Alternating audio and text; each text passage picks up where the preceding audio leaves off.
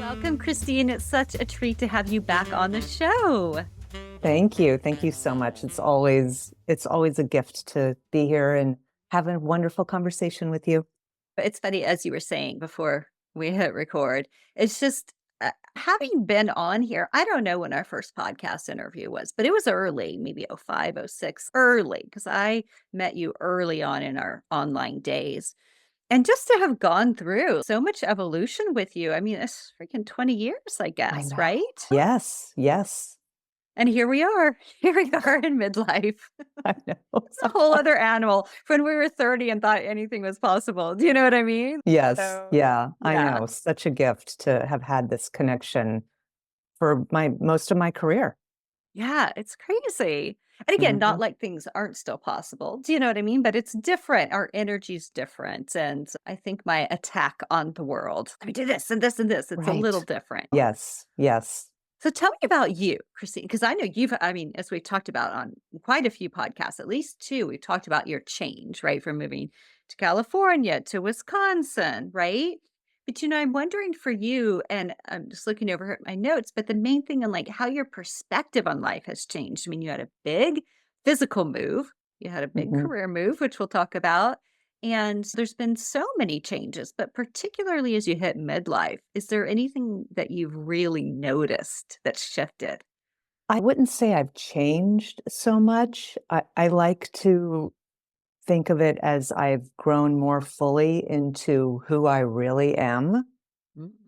which on the surface probably looks like changes, but deep down I realize, oh, this is actually who I've been all along. And not that I was trying to be someone different, but I've just become better at being clear on my priorities and my values. And it's not so much that those have changed so much. They've changed maybe in the way that I manage my energy. I'm not as willing to travel quite as much, even though my husband and I travel all the time. But yeah, it's more that I feel like I've become because continuing to become more of who I really am. I think that's such a big thing and something I hear a lot and I read about a lot with regard to midlife is, yeah, it might not be like, oh, I liked this and now I like this, but it's more of I know myself better. There's the wisdom, there's the experience of life. And that's helping me like almost chisel away. Like I think of Yes. Michelangelo with David, right? You're just chiseling away to find what's within the sculpture, what the sculpture Yes. will be. That's a great metaphor. I love that. I love that so much. And the more that that emerges, it just decisions become easier because I realize, oh, this if I do this, it's going to go against this particular priority or what's most important to me. So it greater clarity. Just huge. Mhm. Mhm. Whenever you think about greater clarity in your life, with everything you've been through and your evolution career wise, what would you say has been that you become most clear on? I've become very clear that my time on earth is limited. Hmm. And that's actually very freeing in a lot of ways.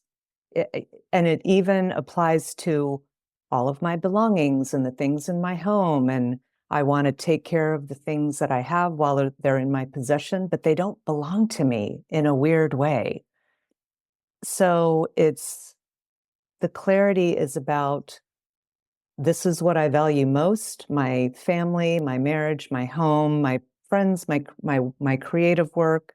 And so I want all my decisions day in, day out to have those priorities in mind. And this is a journey I started many, many years ago. I would say the bigger change in my life in terms of just how I approached my life, that happened in my 30s. And so that was the beginning of being on a certain kind of path. And now I've really got that dialed in.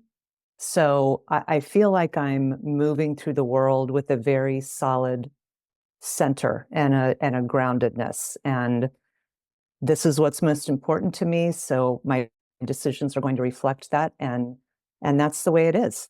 I have to say, Christine, knowing you all these years, is that you do come across as incredibly grounded. And Mm. you also are so good at creating community and helping people feel seen. That is a Mm, gift. That's a thank gift, you. right? Because I Thank you. remember the Tranquility Tour whenever you hosted in 2013. And I was just like, oh my gosh, all these people love Christine, right? And they came out for somebody they really don't know, me. And when it was just this wonderful, I mean, A, all your friends were like so lovely and so like hearted. And I was like, oh my gosh, how do we get this sort of community everywhere we go? And you've done it, you created it. And I think you do a good job also creating that online. It's really a gift. Thank you. Thank you. Yeah, I Larry and I, my husband and I we're very good at meeting people. We just met a couple when we were on a bike ride and started talking to them and we exchanged information and the woman and I had coffee and we're just open in that way to meeting people and having conversations wherever we go. Yeah, it's such a gift. And it makes me think of those little cards you left on all the teacups during the event, and it was like, "You are a gift." It was like, "Oh my gosh, this is just all so adorable." But, as you think about, what I love with what you just said, and I was just like, "How do we help listeners get to the how?" Is, like, getting this sense of clarity, and I think the mention of values and really honing in on those and being like, "Does this align? Is this a good use of my time and energy? No? Okay, then I feel like I'm at a stage where I can cut this out." And so, how did you get to that place of clarity? Did you have particular practices or really getting in touch with your values or recognizing how do I use my values to make these decisions? It it all started many years ago, and I'm sure we've talked about this before in past interviews, but this moment where God dropped right down in my car and said, "If you don't grow up, this train wreck behind you is just going to keep happening." I saw it so vividly, so clearly that I needed to grow up. I was in my early 30s. And from that moment, that began this journey of being clear on my values and understanding that I need to choose these values every day. Mm. Every single day. I wake up every day and I recommit myself to my marriage. It sounds intense and hardcore, but for me it's a very gentle, here's the parameters of my values. And so there's plenty of room in there, but I know when I'm bumping up against them. And for me, I feel the tremendous freedom having those parameters. They don't feel like limits. They they guide me every day to make good decisions and to make decisions that are going to support what I love most. Will Yeah. this decision that I'm making support what I love most or will it diminish it? Totally. I think that's such a great example of just asking yourself that question. And I was reading Atomic Habits at the start of this year. Have you read that? No, sounds like a So good one. good. It was like a bestseller a few years ago. Like I've owned it quite a while, but just started reading or just read it. But anyway, he talks about at one point, if you say you really want to be a healthier person, right? It's okay. And you're trying to make a decision. It's so what would a healthy person decide in this moment? What would a healthy person choose in this moment? I was like, what a great way to help with decision making. And I love the example that you just gave, right? It's like asking yourself these questions versus just going to like what you always go to. Right. Yes. Yes. Just because something worked well for a certain period of my life doesn't mean it's going to work well now, and that's okay. And I think that's one of the gifts of having such clarity is I can just accept, okay, that just doesn't work right now and or anymore or might not work ever again because of XYZ, and that's totally okay. Right. Right. Yeah. Is there one particular value that you've been able to identify and you're like, this is my guiding light? God, Okay. God. Yeah. It's Yeah. always wanting to discern what God's invitation is for me in any given situation, especially the difficult ones.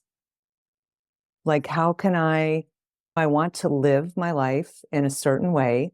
And I've talked a lot about this and I've written a lot about it. So where that's most important is in those situations when I'm annoyed or I'm irritated or things aren't going the way I want them to, or it's some kind of unexpected change. That's when I really take time and say, okay, what is the invitation here? Mhm. That's a question I ask myself a lot. Yes. Yes. And let me just clarify too, whenever you say God, is that from more of an organized religion sort of God, or is it more of just like a spiritual universe sort of God, or both? It's Christianity, and Hmm. I don't necessarily there's a book by C.S. Lewis called Mere Christianity, Yeah. and he writes all about this and about the mere Christianity. It's not about all of this organized religion and rules and this, and you've got to do that in order to have a connection to God. And it's a deeply personal, intimate relationship that I lean on every day. And it's mirror or mirror? Mere, mere, M-E-R-E. as Okay. in just Just yeah, I love Christianity. that. Okay. I'm just noting that because I would have checked that book out. Very cool. I love that. I didn't realize he had written that or a book about that. So Yeah, he's written a lot of books about that. yeah. Okay. Thank you for Mhm, enlightening. mhm. And so my next question too is looking at your journey, your creative journey, right? Because I'm pretty sure when I met you, Swirly Girl was the Mhm, brand, right? mhm, And then there's been such an evolution. I always treasure ordinary sparkling moments. mhm. And of course, we had the India book, the Notes from the Rocket. We've had so many evolutions of you, creative evolutions and sparks, and then, sparkling moments. And then now you're doing fiber art, and let's just brag about what you're going to be doing too in December. So enlighten us on this journey and what's been your guiding light through that and the shifts and the changes and the being opening. I mean, who just thinks I'm going to start dyeing these fabrics and then add embroidery and then stamp like what you've created is so magical. Thank you, thank you. It so it's interesting, you and I were talking before we started recording the interview, and that time in our lives when our attitude is we're gonna conquer the world, and that was my attitude when I started Swirly. I had this whole huge, huge vision, and that's where I was going, and I was able to achieve a lot of that. And what was also happening at a certain point along the way is my personal life completely imploded. And that's also when I had this moment of realizing, oh my gosh, I need to figure some things out here. So from that point forward, my attitude about my work was again, is is my work, whatever creative work it is that going to be in support of what I value most? And so this is a few years in the making. So by the time I was really starting to figure out what I was going to do beyond Swirly, I was with my current husband and he was going back to work after a sabbatical. And so my approach to my creative work became about shorter term goals. Like here's I'm going to start doing mixed media artwork and I'm going to have a show in LA and that'll take up the next year. And and it just evolved. I really learned to just trust the flow and trust the opportunities and follow the energy. So I've gotten to do a lot of different creative things over the years. And then when we moved here to Wisconsin 7 years ago, I knew that that was going to change the landscape of everything. Not, it wasn't merely about we're going to be in a new zip code. I just knew everything was going to change. And so I pulled away from most of my creative work for a while. And then things started happening in my personal life. I reconciled with my dad after a long estrangement. Then he was diagnosed with cancer. Then he died and COVID. And then my dog died. And then my mom had a stroke. I mean, all these things happened within a relatively short amount of time. Okay, so while all of that was happening, my time in my studio was just fits and spurts. It was a little burst here, a little burst there. And anytime I worked on things, it was something a little bit different. And I decided I'm just going to trust that all of this is eventually going to evolve into something. And sure enough, once I felt like I had the time and space to really dive back into my studio, that's what happened. All of these different things that I had been doing and exploring over the course of many years all started to come together with the textile work. So no one is more surprised than I am. It all came from a lot of different sources. I know that's a long story, but No, it's a great story. And I was just thinking, I call it fiber arts. Is that right? Is sure, or that textile art, either or one. textile art? Okay. Mhm, I was mhm. like, I don't know what to call this because I was showing it to someone. I was like, look how beautiful this is. I don't know what to call it. And they were like, oh, it's fiber arts. I was like, oh, thank you. I never really understood what fiber arts was. But now I'm hearing it's actually more textile arts, which, Mhm. okay, duly Yeah, noted. I think fiber arts is more like weaving. Okay. It's a different, also working with textiles and yarns and threads and fabrics, but I would call mine textile art. Okay. Thank Yeah. you. And you forgot to mention the huge success that you are going to be doing in December. Yes, yes, my work will be in Art Basel in Miami, which is crazy. Huge. It's so huge. I can't even believe it. But as I was telling you earlier, this opportunity, what's so incredible about this opportunity, it's not, oh, I get to be in Art Basel. I mean, of course, that's amazing. But it's amazing to recognize that, oh, I'm ready for this. I can create the work for this, and I know how to drop in the zone on a dime because I've been doing this my whole life. So it's an opportunity that is meeting my experience at the perfect time and meeting the trust that I have in the creative process. That is the most gratifying part of this.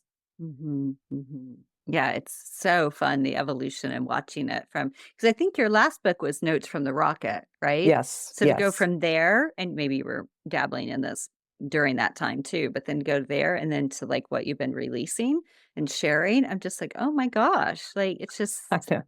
yeah, it's beautiful though. Thank you.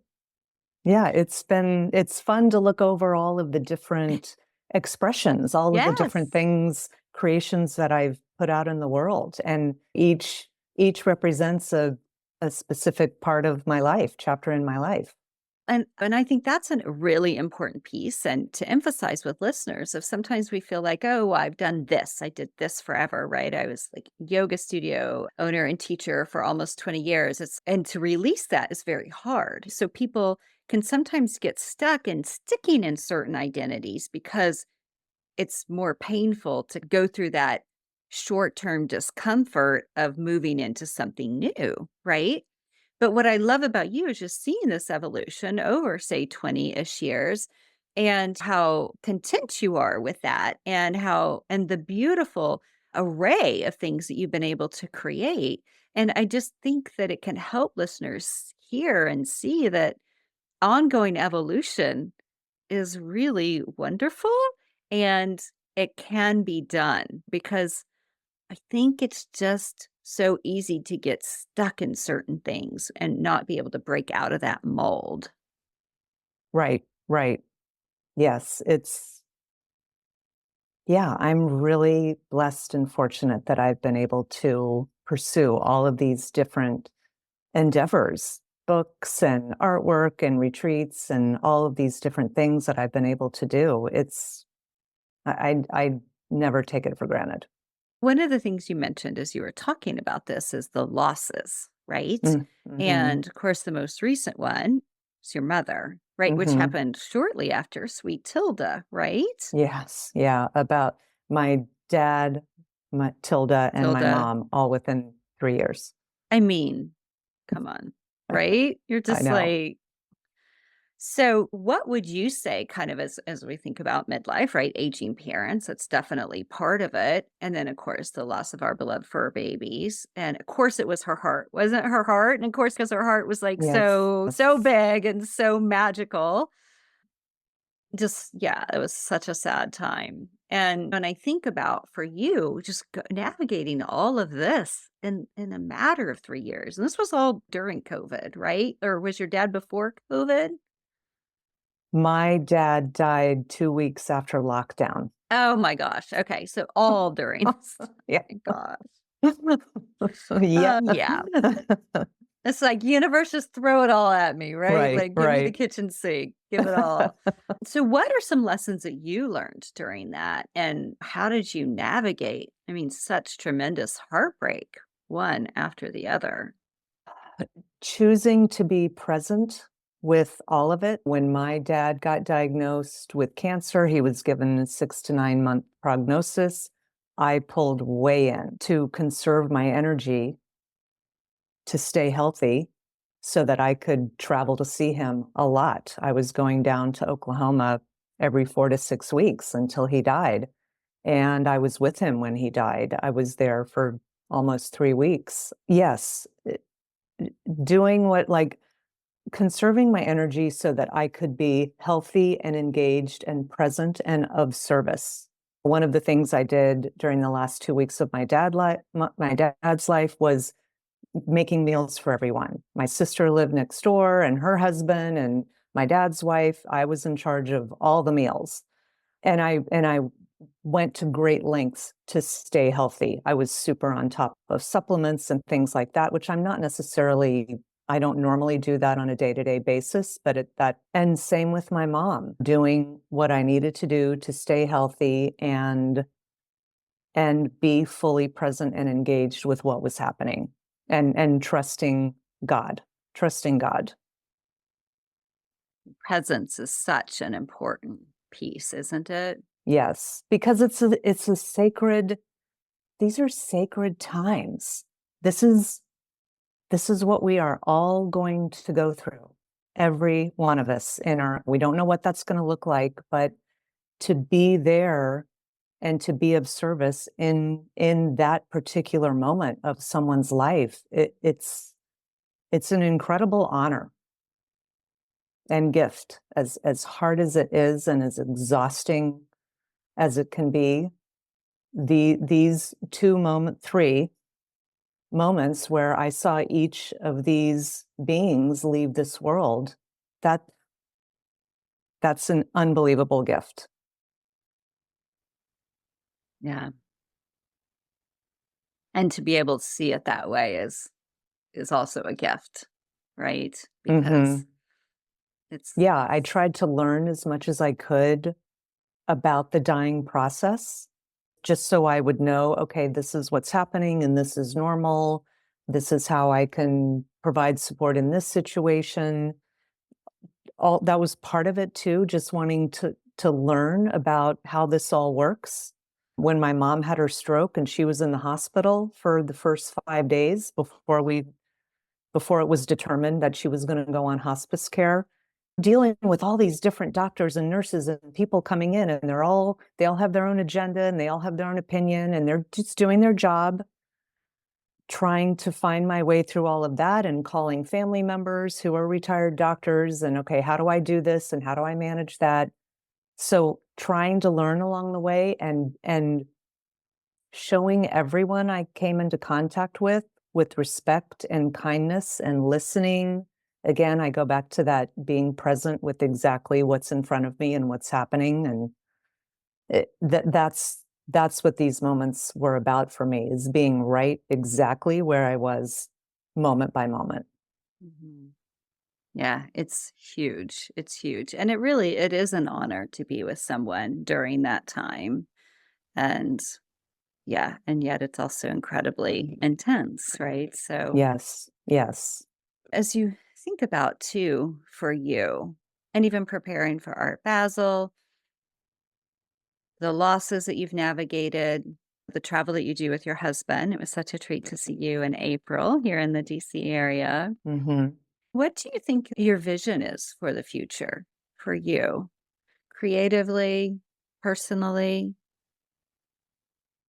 I want to take care of the people I love. My husband is 15 years older, and a lot of people in our life are older. His cousins, my dad's wife. I have a lot of people I'm very close to who are older than me. So I want to, however, I might be able to take care of anyone as we all get older. I want to do that. And I want to age gracefully. Again, I want to accept whatever is to come and not resist that and not try to, yeah, not try to resist any of that and stay healthy and take care of myself.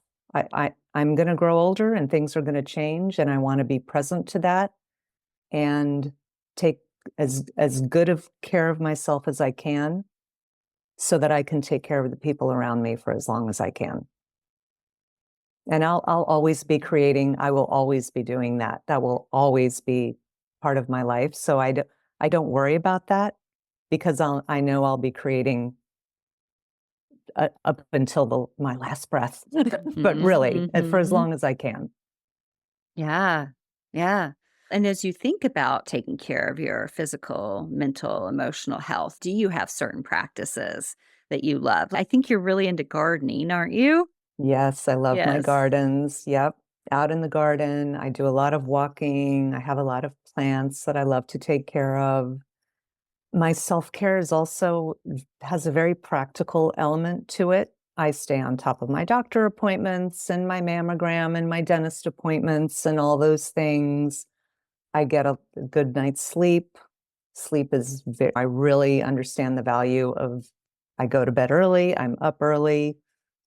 It's a lot of it is very practical. I'm glad we live in a city with a whole lot of medical facilities and hospitals and teaching hospitals, and I wouldn't wanna live somewhere remote where we don't have access to good medical care. So it's I do have a very practical side to my self-care.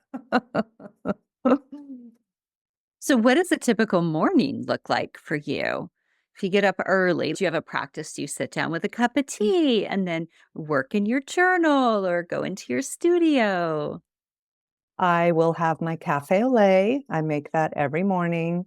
And then I'll do some kind of little spiritual reading from various sources. And then we'll read the paper and then just plan my day from there. These days, it's a lot of time in the studio because I have a very big deadline in front of me. But like right now, we have friends visiting us from Spain. So we're showing them around and doing fun things with them. We're going to Chicago next week. But the mornings generally start the same way. My cafe au lait, spiritual reading, read the paper, just quiet time with my husband. Yeah, nice, nice. Because Mhm. he's retired, correct? Right. Yeah, Mhm. yeah. Yes. But he's on 3 boards now. He's always talking to people, people calling him for advice or guidance or opinions, and he has a pretty wide network that he's still connected to, so he's a busy guy. Yeah, because I think the notion of retirement, I I've just noticed, A, when people have retired, and I'll ask, "How is retirement?" "I'm still doing things." It's, "No, no, no, I get that." It's I think for some people, even the word retirement, it just sounds like, derogatory, right? And yet it's a phase of our lives. And yet, it doesn't mean you're not still doing a lot of things, you're just maybe not associated with that particular job anymore, right? Right, Um, right. but Yeah, I've just noticed that. it's Yeah. been interesting to see the way different people in our lives have dealt with retirement, and they tend to fall into 2 camps. They're either ready, can't wait, looking good, or I don't know what I'm going to do. And when my husband retired, so many people said, "Oh, you're going to be bored." And we would just laugh. That's the last thing he's ever going to be. Yeah. And I think this is a really important point. And it's like, how do you leave a career of any sort without a plan to go into a new like job per se and not just sit in front of the TV all day? Because we've observed this in our own families. I mean, my parents are like super duper active. They're like actually just left for a 2 week road trip to go research at Yale and what have you. And of course, they're driving from Oklahoma, like just super active. Right. And then my partner's family, there's been Mm. massive shifts since COVID with them. And so it's just, what do you think is the difference that you've observed in people in your life and how they approach this phase? Wow, that's a really interesting question.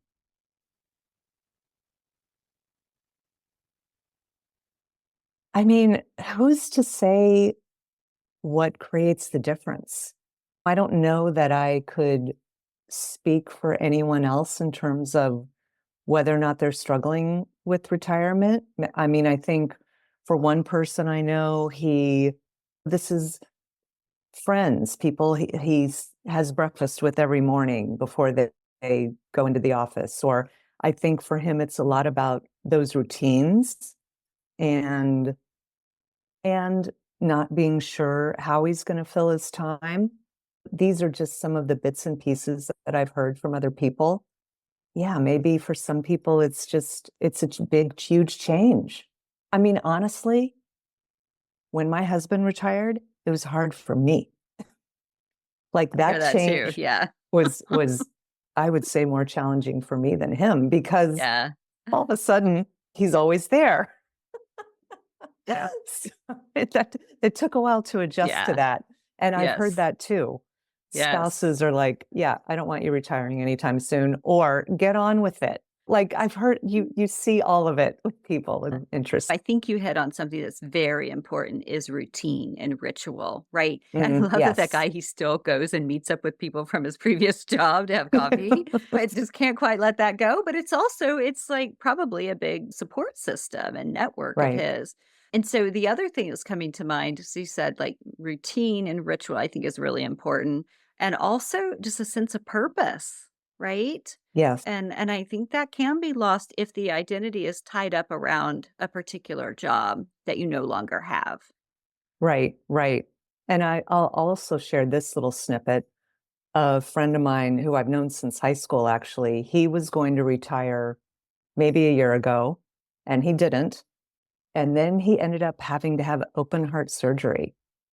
And he said, "I'm retiring now." Yes, yes, So he needed a little jolt, you know, to make that leap. It was difficult for him until this health scare. right, right. Yeah, absolutely. Yes, sometimes we do need some sort of a nudge. But yeah, I think ritual, routine, and passion are like two big things.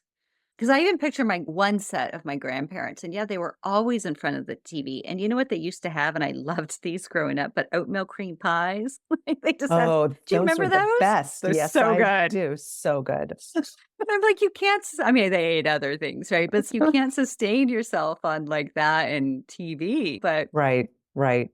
I know every once in a yeah, while, I'll be tired for whatever reason. I'll think, "I'm yeah, just gonna sit around and watch Netflix today," and I yeah, never do it.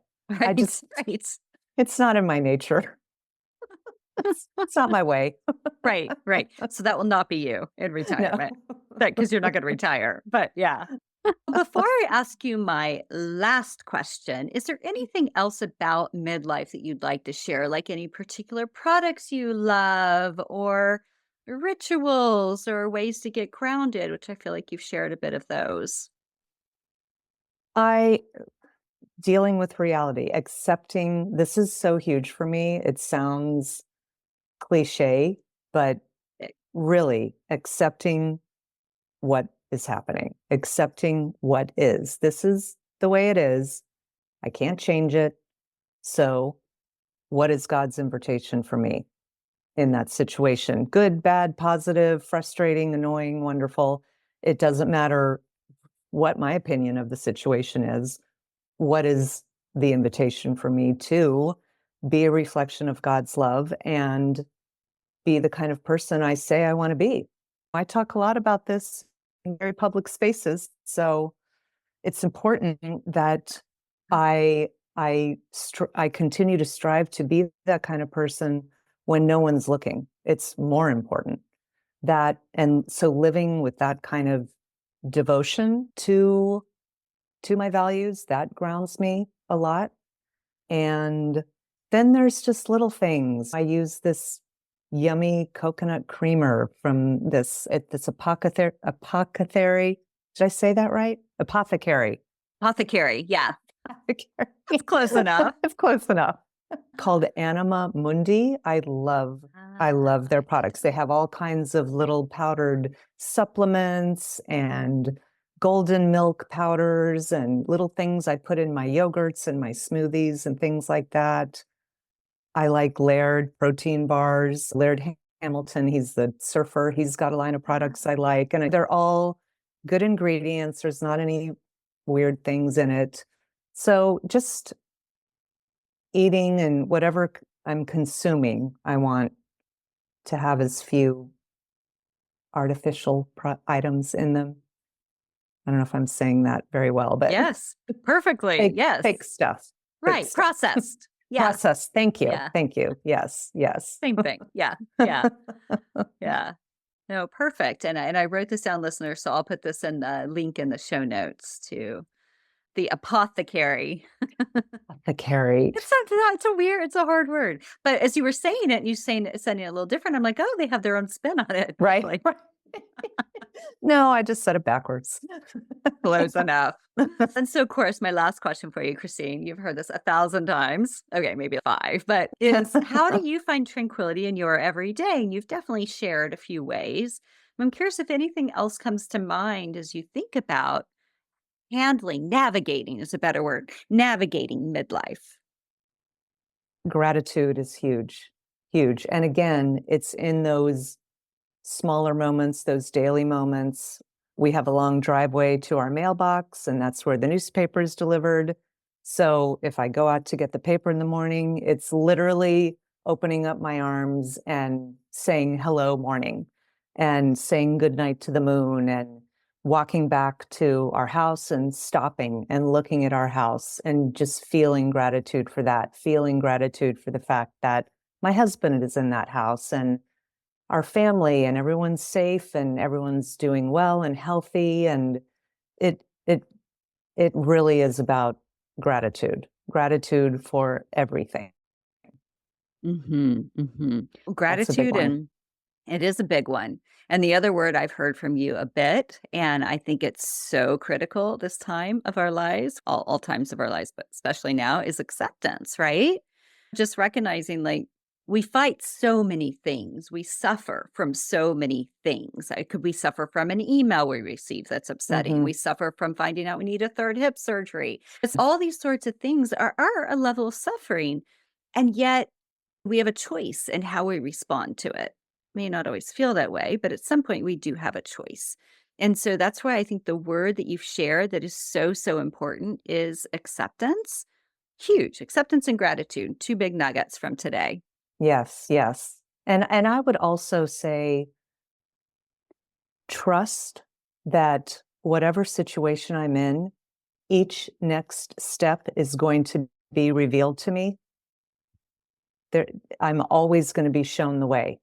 I can trust that. That Yes. grounds me. Yes. Huge. And it's true. That's I've learned that because I've lived it. Yes. Thank you so much, Christine. It's always a treat to connect. Thanks for being on the Yes, show thank again. you. Thank you as always.